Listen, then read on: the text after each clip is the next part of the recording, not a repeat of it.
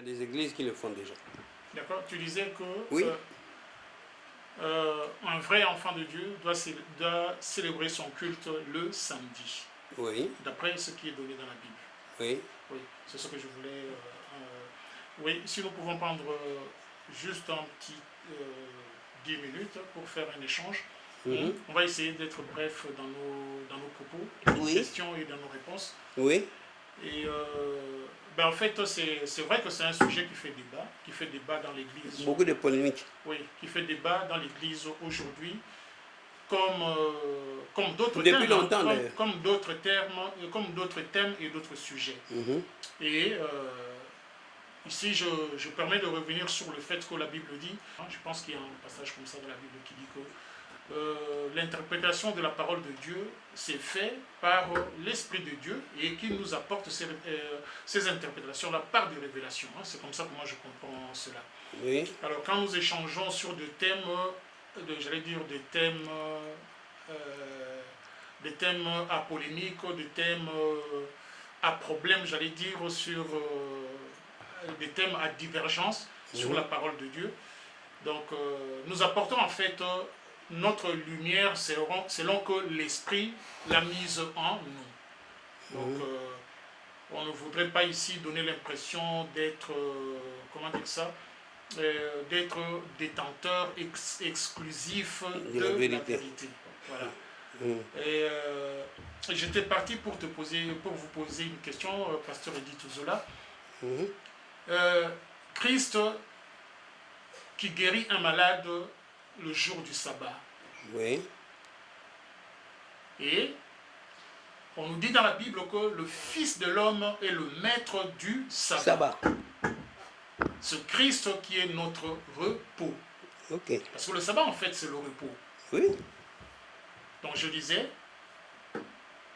enfreint-il la loi quand il guérit un malade le jour du sabbat? C'est la première question. Non. Et la deuxième, qu'est-ce que nous pouvons comprendre par le fait que Christ est le maître du sabbat? C'est lui qui est notre repos. Je voulais ouvrir une parenthèse et puis je vais m'arrêter là. Nous allons voir que les choses qui se sont faites dans l'Ancien Testament, c'était l'image et que le véritable, nous l'avons vécu dans le Nouveau Testament par la personne de Jésus-Christ. Oui. Les prophètes ont parlé du Christ. Attendez, pardon, parce que là, on va se perdre. Quelles sont les deux questions? Parce que je crois comprendre qu'il y a eu deux questions. Le Fils de l'homme est le maître du sabbat. Et puis je prolonge pour dire que Christ est notre repos. Comment pouvons-nous interpréter le fait que le Christ guérit un malade le jour du sabbat? Voilà. En fait, ta première question explique la deuxième. C'est pourquoi il fallait commencer par la première. Parce que ce problème, cette discussion-là, ce débat-là est parti de là. C'est parce que Jésus a guéri quelqu'un le jour du sabbat, c'est-à-dire le samedi. Alors les pharisiens, comme toujours, ils venaient toujours piéger Jésus. Ils ont dit, mais comment tu peux travailler comme ça le jour du sabbat? Et d'ailleurs, Jésus leur a dit, vous, si votre cheval ou votre animal tombe malade ou tombe dans un trou, un samedi, vous allez le laisser mourir. C'est pourquoi il dira après, le sabbat n'a pas été créé.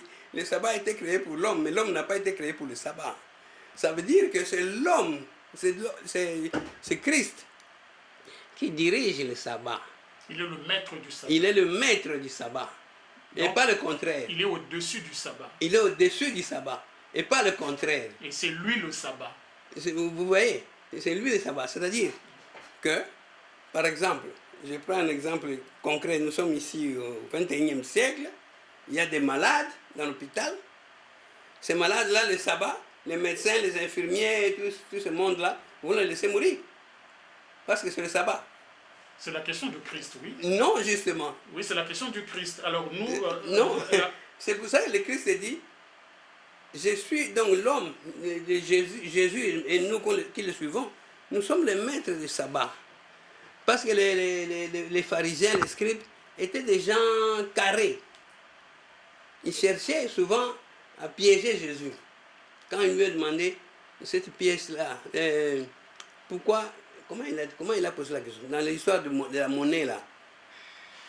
De la monnaie, la pièce de monnaie? Oui, comment est-ce qu'il a dit ça? Quoi, la pièce de monnaie rentre à César ce qui est à César? Rentre à César ce qui est à César. Voilà. Est-ce que nous pouvons accepter de payer l'impôt de César? Et Jésus a compris tout ce qu'il voulait encore le piéger. Oui. Parce qu'eux, ils n'aimaient pas César. César, c'est le patron, c'est le Romain, le roi. Oui. Jésus a dit, montrez-moi votre pièce là, de monnaie là. Quand ils ont sorti la pièce, ils regardaient la photo qui est là. C'est la photo de qui? C'est César, non? Donc c'est la pièce de César. Donc vous devez payer l'impôt. Amen. C'est sa pièce, non? Voilà. Donc je reviens. Le Fils de l'homme est le maître du sabbat. Lui-même, il guérit un malade le jour du sabbat. Et je vous ai dit, je revenais sur le fait que l'image était dans l'Ancien Testament et dans le Nouveau Testament, nous sommes rentrés dans le véritable en Jésus-Christ. Est-ce que je peux me permettre de dire que en Jésus-Christ, nous sommes dans le véritable sabbat, nous sommes dans le véritable repos? En Jésus-Christ, nous sommes dans le véritable sabbat et nous sommes dans le véritable repos. Non, non, non. Là, sans le vouloir peut-être, vous cherchez à nous faire revenir dans la discussion qu'on a eue tout à l'heure. C'est-à-dire que Dieu a créé le sabbat lui-même le 7e jour dans la création. Et ce sabbat-là, c'était pour tout le monde. D'accord. C'était pour tout le temps. Lisez Ésaïe 66. Et c'est le même Dieu qui donne les commandements à Moïse. Oui. Comment dire ça? Que la femme soit renvoyée du mariage, donc qui donnait, il y a la loi qui donne, comment dire ça, la possibilité de divorcer sous certaines conditions. Parce que à cause de la dureté de cœur des hommes, de la méchanceté. Jésus-Christ a dit, vous avez entendu? Non, c'est un apôtre qui a dit, non, c'est Jésus qui a dit, que Dieu a donné à cause de la dureté de vos cœurs. Alors quand Christ vient, Papa il dit, parce qu'on a dit qu'on n'abolit pas la loi, on l'a accompli. Oui. Mais remarquez maintenant ce que Christ fait quand il vient. Il dit que au mal qu'on te fait, tu tends l'autre joue. Pardonner, oui. 7 fois, 77 fois. Ça veut dire tout le temps. Cette chose-là n'était pas dans la loi. Que quoi? Genre, pardon. Dans la loi, on coupait les mains quand les gens volaient, des choses comme ça, non? Mais c'est pour ça que dans la Bible dit qu'elle a 5,17, Matthieu 5,17, Jésus est venu accomplir la loi. D'accord. Quand je dis qu'il ne faut pas tuer, ça c'est dans la loi. Oui, on va revenir sur les sabbats, Papa. Dans le Nouveau Testament, on dit, si tu injuries quelqu'un, tu le tues. Oui, voilà. Ça, c'est l'accomplissement, la perfection de la loi. Voilà, c'est la perfection. En fait. De la loi. Il a conduit la loi à la perfection. Voilà. À la perfection. C'est ça qu'on appelle l'accomplissement. Là où je voulais vous amener, moi, d'après la compréhension que j'ai pu avoir de tout cela, une question, et puis après on va conclure. Hein. Nos bien-aimés qui nous suivent, ils vont tirer leurs conclusions. C'est parce que nous voulons, c'est comme si nous cherchons à nous arrêter sur le jour. Est-ce que le jour est plus important que la célébration, du véritable repos, du véritable sabbat qui est le Christ?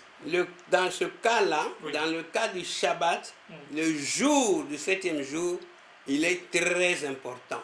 Parce que c'est Dieu lui-même qui l'a créé, qui l'a établi, et Jésus-Christ et les apôtres l'ont appliqué.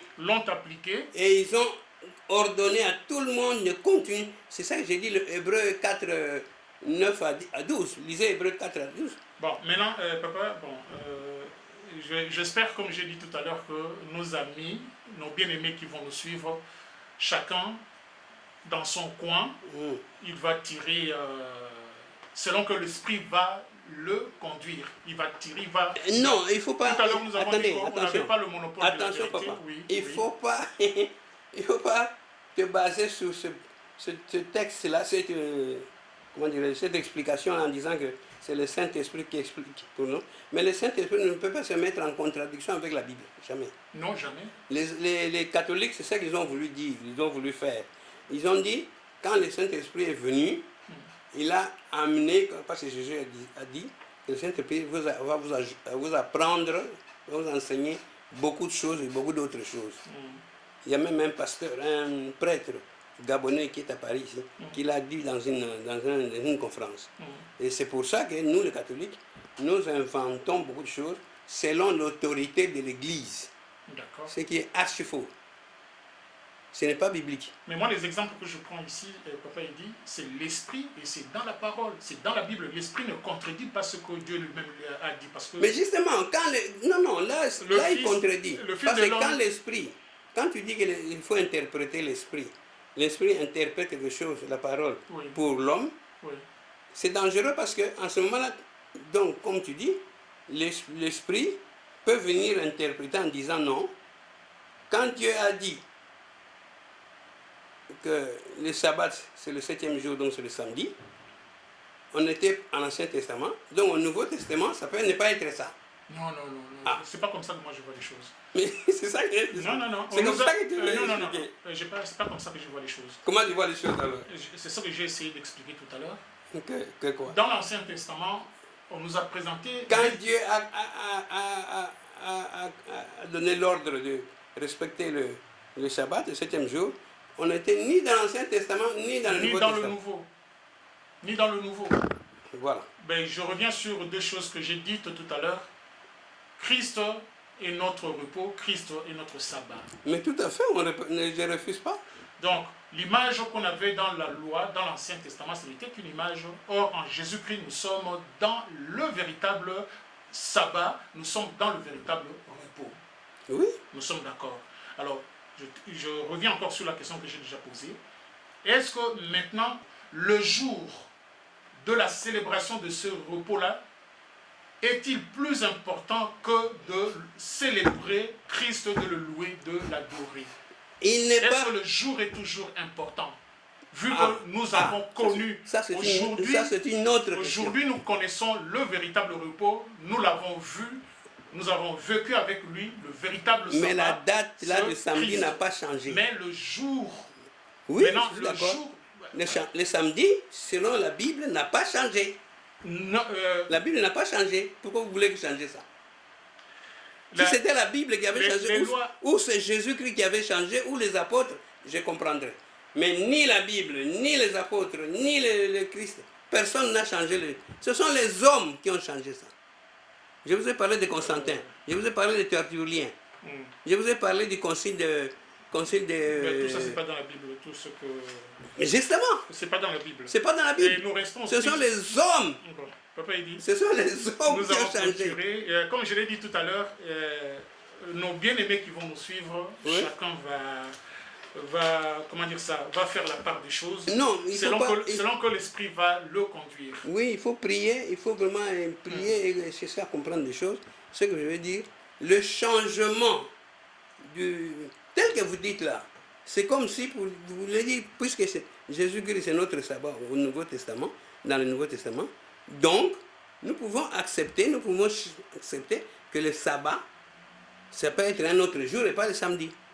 Non, je ne dis pas ça, mais moi je me dis ce qui était symbolique. Symbolique oui, comment? Mais quand je parle des images.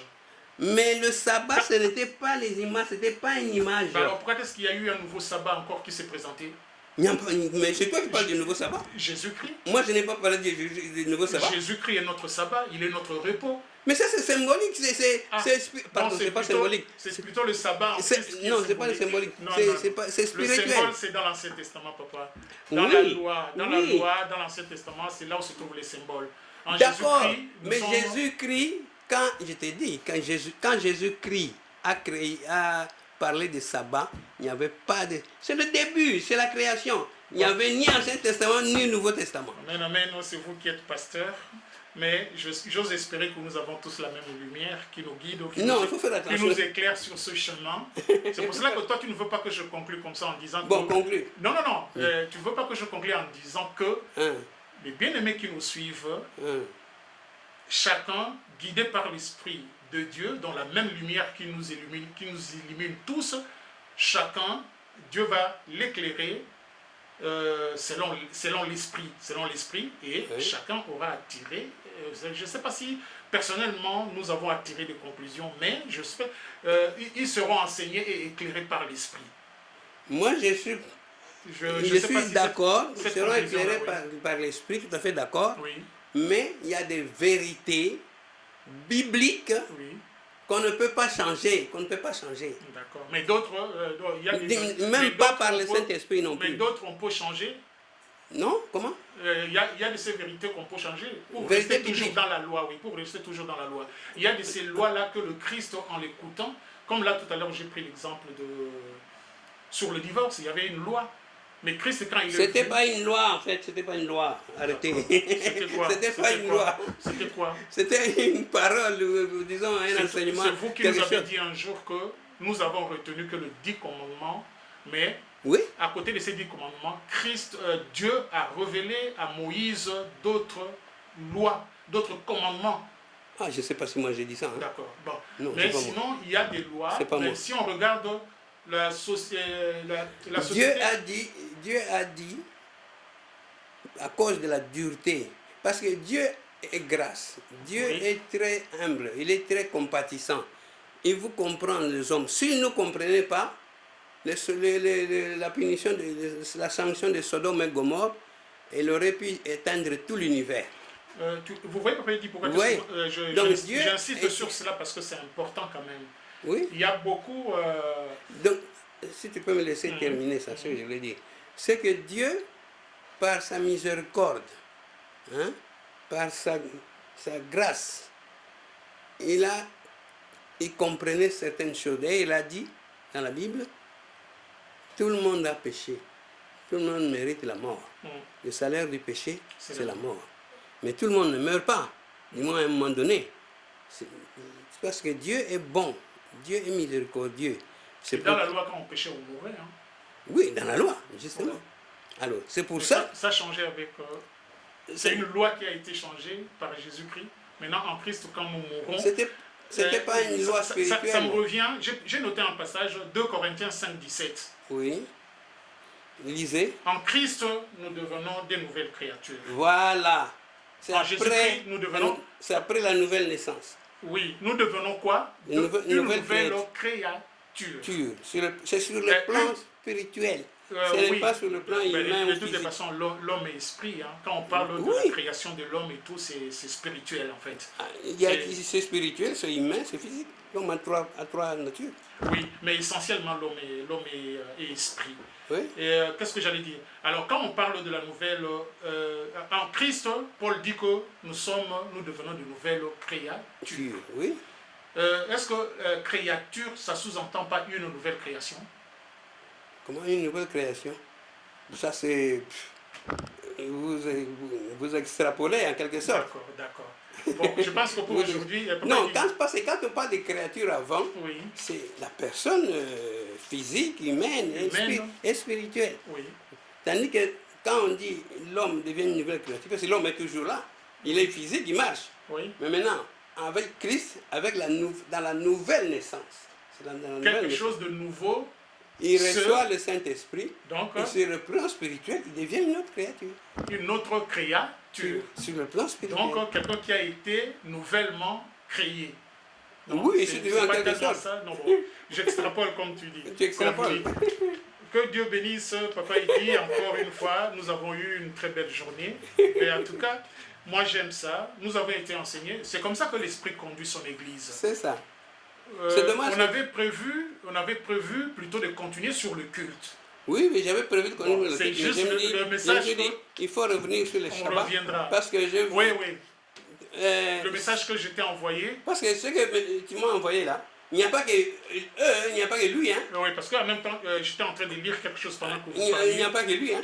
Il y a beaucoup d'articles Depuis ce jour-là que tu m'as envoyé, je cherchais sur Internet, sur YouTube, je m'adresse aux rares personnes qui nous suivent. Ben, écoutez, bien aimé, si vous avez comment dire ça, une lumière par rapport à ce que nous disons avec le pasteur Edith Ouzola, ben, écrivez-le nous en commentaire ou alors simplement manifestez-vous, j'allais dire ça. Voilà. Si vous avez un avis qui va dans le sens du pasteur Edith Ouzola, ou alors vous avez comment dire ça, une lumière qui soit contraire, vous êtes éclairé différemment de nous, ben écoutez, approchez-nous ou alors écrivez-nous en commentaire. Et puis nous allons, le pasteur Edith va rebondir là-dessus. Pour aujourd'hui, bien aimé, ben voilà, c'est selon que l'Esprit nous a conduits. Nous avons, Papa Edith devrait continuer avec l'enseignement sur les cultes. Voilà. Mais voilà que juste un petit message de ma part a fait que aujourd'hui ils prennent ce temps-là pour parler du jour de sabbat, qui est aussi important. Écoutez bien aimé, de là où vous êtes en union, dans la communion de l'Esprit avec vous, nous vous bénissons, que Dieu soit avec vous. Nous nous arrêtons là pour aujourd'hui, Papa Edith. Nous allons continuer. De toutes les façons, la matière ne sera jamais finie. Elle est très abondante. Tant que nous vivrons, tant que le Christ n'est pas encore revenu, il y aura toujours cette matière-là.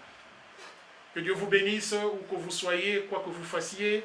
Et pour les cœurs qui sont blessés, touchés par quelle que soit la forme de la douleur, que l'Esprit de la promesse vienne vous consoler, vous rassurer. Amen. Soyez rassurés de la présence de Dieu dans vos vies, bien-aimés. Si nous vivons, c'est parce qu'il est l'Éternel vivant. Que Dieu vous bénisse, que Dieu vous bénisse. Amen, amen. Papa, il dit, amen. Que Dieu vous bénisse, que Dieu vous bénisse. Et amen. Au dimanche prochain, nous allons continuer notre enseignement sur le culte. Amen, amen, amen, amen, amen, amen, amen.